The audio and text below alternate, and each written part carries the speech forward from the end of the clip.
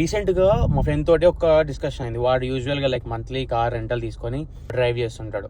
So నేను like కొంచెం money save చేసుకొని లేకపోతే బయట లోన్ తీసుకోను కార్ కొనుక్కొని రన్ చేస్తున్నాను. సో మాకు ఇద్దరిట్లో ఇక్కడ డిఫరెన్స్ ఏంటంటే ఎవ్రీ మంత్ లైక్ వాడు ఒక అమౌంట్ ఆఫ్ మైల్స్ తిరుగుతున్నాడు, నేను ఒక సర్టెన్ అమౌంట్ ఆఫ్ మైల్స్ తిరుగుతున్నా. కాకపోతే వాడు ఎవ్రీ మంత్ 1000 కడుతున్నాడు. ఎట్ ద ఎండ్ ఒక 6 months 7 months తర్వాత కార్ వాడిది కాదు, మళ్ళీ వాడు కార్ రిటర్న్ ఇచ్చేయాల్సిందే.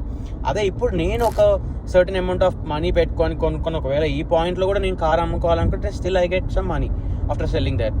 సో నా పాయింట్ ఆఫ్ వ్యూలో లైక్ అదే ఆర్గ్యుమెంట్ అయింది. వాడేమో మెయింటెనెన్స్ ఉండదు, ప్రాబ్లం ఉండదు, దూరమైన పోవచ్చు అన్న పాయింట్లో వాడు మాట్లాడిండు.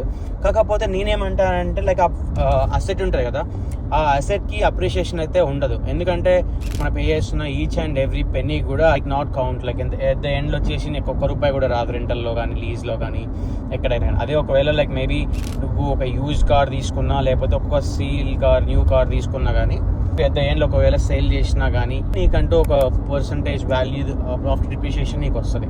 సో మీరు ఏది కరెక్ట్ అంటారో ఒక కామెంట్ చేయండి, నాకు చూద్దాం.